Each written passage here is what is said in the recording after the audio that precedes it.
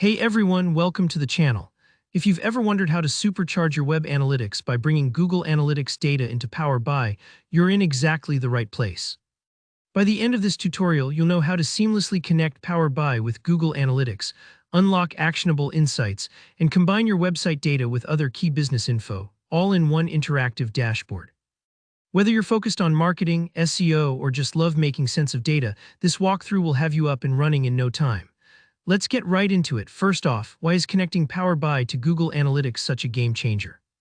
Well, Google Analytics has all kinds of data about how people find and use your website, stuff like total visitors, sessions, bounce rate, and page views. That's vital information, but Power BI takes it a step further.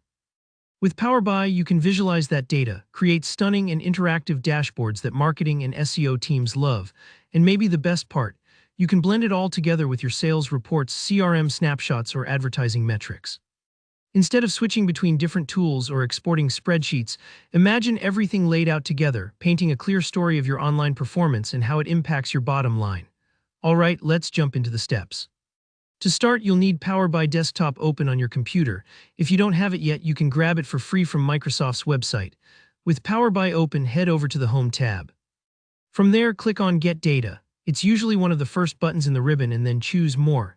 This brings up the complete list of data sources Power BI can connect to, and as you'll see, there are *lot* of options. To save time, just use the search bar and type in Google Analytics. Once you find it, go ahead and select it. This tells Power BI you want to bring in data directly from your Google Analytics account. Next, you'll hit a window asking you to sign in. This is where you authenticate with Google, so make sure you're using the Gmail or Google account that actually has access to the Google Analytics property for your website or app. If you've got multiple Google accounts, it helps to log out of the ones you don't need or double-check which one's active, just to keep things smooth. After you log in and grant access, Power BI and Google Analytics will start talking to each other in the background. Once you're connected, Power BI will show you a tree structure. First, your Google Analytics accounts, then properties, then views. Accounts are basically your organization in Google Analytics. It might be just you or your company. Properties are the individual websites or apps you're tracking.